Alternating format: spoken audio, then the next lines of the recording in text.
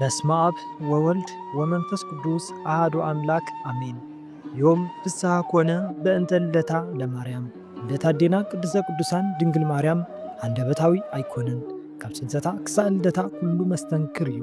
ትንቢት ዝተነገረሉ፣ ሰውዓይ ዝተቖጸረሉ፣ ምሳሌ ዝተመሰለሉ እዩ። ጴጥሪቃን ቴክታን ዝበሃሉ ሰባት ኣብ ኢየሩሳሌም ብሓድነት ይነብሩ ነበሩ። ንሳቶም እውን ንእግዚአብሔር ዝኣምኑ ዝተፈተው ብሩኻት ኣብ ቅድሚ ሰብን እግዚኣብሔርን ብቕዓትን ብዙሕ ሃብቲ ዝነበሮምን ሰባት ነበሩ። ንሱ እውን ንሰበይቱ እዚ ኩሉ ዝኣከብናዮ ሃብትና እንታይ ክንገብሮ ኢና? ዝወርስ ውላድ የብልናን። ንስኺ መኻን ኣነ ከዓ ካልእ ሰበይቲ ኣይፈልጥን በላ። ንሳ እውን ኣምላኽ እስራኤል ዝገብሮ ነገር ዝፈልጥ የለን። ትማን ምሸት ብሕልመይ ጻዕዳ ምራኽ ወይ ከዓ ብተይ ካብ ማኅፀነይ ክወፅእ እታ ጻዕዳ ምራኽ እውን ጻዕዳ ምራኽ ክትወልድ ከምኡ እንዳበለ ክሳብ 7 ትውልዲ ክዋለዳ እታ ሻብዒይቲ ንወርሒ ክትወልድ እታ ወርሒ ድማ ንፀሓይ ክትወልድ ረኣኹ በለቶ። ንሱ እውን እቲ ራእይ ጽቡቕ እዩ ኢሉ ናብ ፈታሒ ሕልሚ ከይዱ ኩሉ እቲ ዝበለቶ ነገሮ። እቲ ሕልሚ ዝፈትሕ ሰብ ድማ እግዚኣብሔር ብዓይኒ ምሕረቱ ርኢኩም እዩ። 7 ኣንስቲ ምራኻት ምውላድኩም 7 ኣዋልድ ክትወልዱ ኢኹም። ካባኻትኩም እታ ሻብዒይቲ ንወርሒ ምውላዳ ካብ ሰብ ዝበለጸት ካብ መላእኽቲ ዝኸበረት በረኽቲ ፍጥረት ክትወልዱ ኢኹም። ናይ ፀሓይ ነገር ግና ኣይፈለጥክዋን በሎም። ኣብ 9 ወርሑ ድማ ጓል ወለደት። ኣብ 8 መዓልታ ድማ ሄኤሜን ኢሎም ሰመይዋ። ሄኤሜን ማለት ዝተመጻብዕናዮ ረኸብና ማለት እዩ። ሄኤሜን እውን ንኣካለ መጠን ምስ በጽሐት ኣመርዐውዋ እሞ ጓል ወለደት። ኣብ 8 መዓልታ ድማ ዴርዴ ኢሎም ስም ኣውፅኡላ። ዴርዴ ማለት ካብ ኣቦታትና ወገን ዝተወለደት ማለት እዩ። ዴርዴ ዓበየት ኣመርዐውዋ እውን ጓል ድማ ወለደት። ብ8 መዓልታ ድማ ቶና ኢሎም ስም ኣውፅኡላ። ቶና ማለት ራእይ ርኢና ዝወለድናያ ማለት እዩ። ቶና እውን ብስርዓት ዓበየት ኣመርዐውዋ እሞ ጓል ወለደት። ብ8 መዓልታ ድማ ስማ ሲካር ኢሎም ኣውፅኡላ። ሲካር ማለት ካብ ኣዝማድናን ወገናን ዝተወለደት ማለት እዩ። ሲካር እውን ዓበየት ጓል እውን ወለደት። ብ8 መዓልታ ድማ ሴትና ኢሎም ስም ኣውፅኡላ። ሴትና ማለት ስራሓ ዝጸበቐ ምግባራ ዝሰመረ ጽብቕቲ ማለት እዩ። ሴትና እውን ብስርዓት ዓበየት ኣመርዐውዋ ጓል እውን ወለደት። ኣብ 8 መዓልታ ድማ ሄርሜላ ኢሎም ስም ኣውፅኡላ። ሄርሜላ ማለት ካብ ሃብታማት ካብ ክቡራት ወገን ዝተወለደት ማለት እዩ። ሄርሜላ ድማ ዓበየት ንኣካለ መጠን ምስ በጽሐት ኣመርዐውዋ ጓል እውን ወለደት። ኣብ 8 መዓልታ ድማ ሃና ኢሎም ስም ኣውፅኡላ። ሃና ማለት ብሃይማኖት ብምግባር ዝጸንዐት ብንጽህና ብቅድስና ዝተሸለመት ብርኽቲ ክብርቲ ልዕልቲ ክብርቲ ፍጥረት ማለት እዩ። ናይ ኣዴና ቅድስት ድንግል ማርያም ትውልዲ ንምቑጻር ትንቢት ዝተነገረለን ሱዋኤ ዝተቖጸረለን እዚኣተን 7 ኣንስቲ እየን። ሃና እውን ብስርዓት ዓብያ ንኣካለ መጠን ምስ በጽሐት ካብ ቤተ መንግሥቲ ንዝተወለደ ክቡር ጻድቕ ኢያቄም ዝበሃል ሰብ ኣመርዓውዋ። ሃናን ኢያቄምን ብሓንሳብ እናነበሩ ከለዉ ውላድ ሰኣኑ። በዚ ምኽንያት ከዓ ውላድ ንክህቦም ኩልሳዕ ናብ እግዚኣብሔር ይልምኑ ነበሩ። ወዲ እንተወሊድና ሓሪሱ ጥዒቱ የብልዐና ይንብልን ንቤተ እግዚኣብሔር የገልግል። ጓል እውን እንተኾነት ማይ ቀዲሓ መሶበ ወርቂ ሰፍያ ተገልግለና ይንብልን ንእግዚኣብሔር ተገልግል ኢሎም ተመጻብዑ። ሓደ ግዜ ኢያቄም ምስ ሰበይቱ ሃና ካብ ቤት ወፂኦም ከድሞ ኣብ ኣትክልቲ ዝነበሮ ስፍራ ኮይኖም ክጽልዩ ከለዉ ንሆ ርግቢት ምስ ውላደን ክጻወታ ረኣዩ። ደስ ምባለን ከዓ ተዓዘቡ። ሽዑ ኣዝዮም ተከዙ። ነዘን ርግቢት ውላድ ዝሃብካ ንዓና እውን ውላድ ዘይህበልና ኢሎም ኣዝዮም ሓዘኑ። ካብ በዝሒ ሓዘኖም ዝተለዓለ ከዓ ኣብቲ ዝነበርዎ ቦታ ድቃስ ወሰዶም እሞ ደቀሱ። ሃና ደቂሳ ከላ ኣብ ኢድ ኢያቄም ሰብኣያ በትሪ ተታሒዛ እታ በትሪ ድማ ዓምቢባን ፈርያን ረኣየት። ኢያቄም እውን ብወገኑ ኣብ ሕቑፊ ሃና ካብ ኩሉ ፍረ ዝበለጸት ሰናይ ጥዑም ፍረ ረኣየ። ካብ ድቃሶም ምስ ነቑሑ ድማ ደስ በሎም። ነቲ ዝረኣይዎ ከዓ ነንሕድሕዶም ተነጋገሩ። በዚ ኩሉ ነገር ንእግዚኣብሔር ኣዝዮም እናመስገኑ ከዓ ናብ ቤቶም ተመለሱ። በቲ ግዜቲ ማለት 7 ነሓሰ ብዕለት ሰንበት ካብ ሰብ ዝበለጸት ካብ መላእክቲ ዝኸበረት ኣዴና ቅድስተ ቅዱሳን ንጽሕተ ንጹሓን ድንግል ማርያም ተጸንሰት። ድሕሪ 6 ወርሒ ናይ ኣዴና ሃና ጥንሲ እናተፈለጠ ከደ።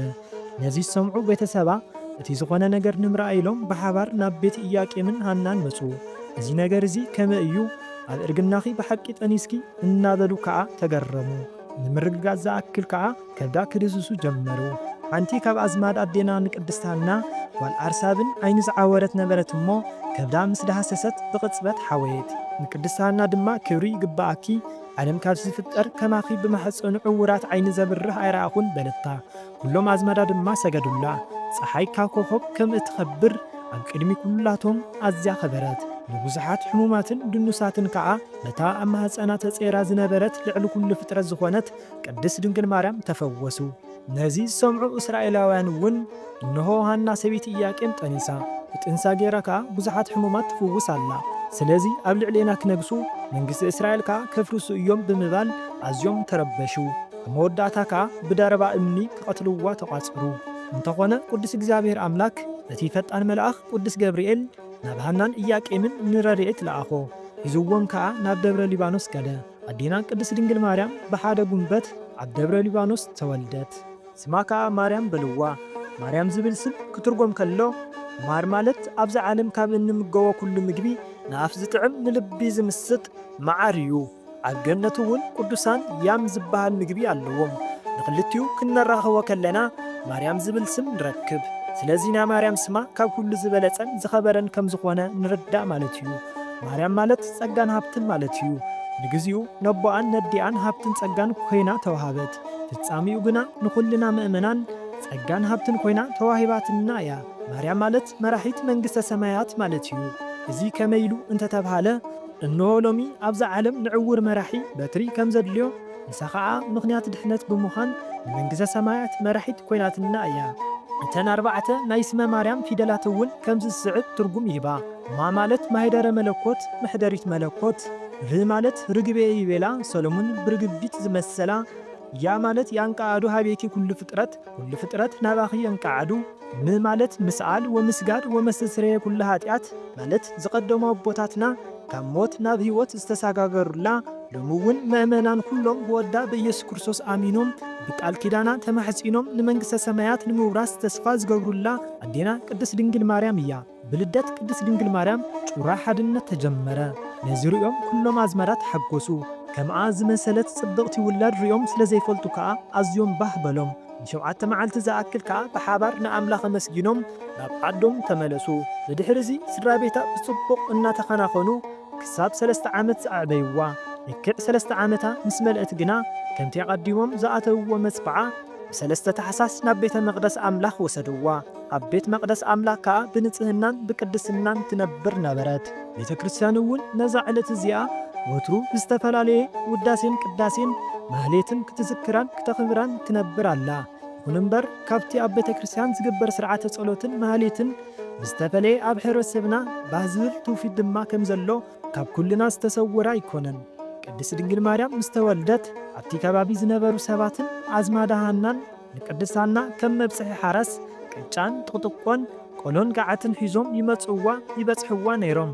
ሎሚ እውን ኣዴና ቅድስት ድንግል ማርያም ካብ ቤት ስድራኣ ወጻኢ ኣብ ስደት ከም ዝተወለደትን ናይቲ ከባቢ ሰባት ዘምጽኡላ መብጽሒ ብምዝካርን ኣብ ሃገርና ምእመናን ብፍላይ ድማ ኣዴታት ኣብ ደገ ብምትእኽኻብ ጥቕጥቆን ካልእ ገይረን ከብዕልኦ ንርኢ ኢና።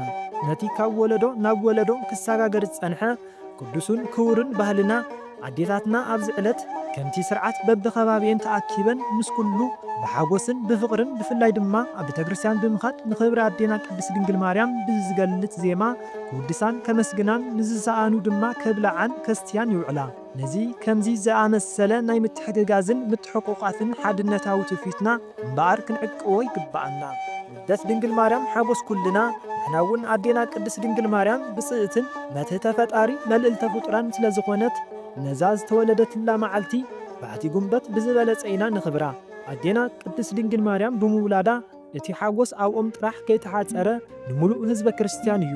ብርግጽ ልደት ድንግል ማርያም ብኩሉ ህዝበ ክርስቲያን ፍቱውን ነቶም ኣብ ድነ ሞት ዝነብሩ ህዝቢ ድማ ከም ወጋሕታ ዝረአ ዓብዪ ተስፋ እዩ። ከመይሲ ቅድሚ እቲ ፀሓየ ጽድቂ ኢየሱስ ክርስቶስ ናብ ዓለም ምብራሁን እቲ ናይ ወጋሕታ ብርሃን በኣ ይፈሊሙ እሞ ኩሉ ብልደታ ይሕወስ። ካብተን 33 በዓላት ናይ ኣዴና ቅድስት ድንግል ማርያም እውን ዝዓበየትን ዝኸበረትን ልደታ ምዃና በዓላ መስኪራ እያ።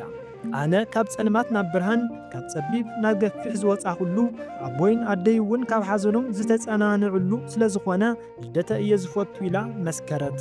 ንሕና እውን ነዚ ክቡር በዓል ከምቲ ወላዲ ኣዴና ዝፍጽምዎ ዝነበሩ ሰናይ ግብሪ ማለት ንዝጠመየ ብምብላዕ ንዝዓረቑ ብምኽዳንን ብሓፈሻ ቃላተ ወንጌል ብምፍጻም ድኻ ሃብታም ከይበልና ባእስን ቂምታና ወጊድና ብሓባር ኮይንና ነብዕሎ።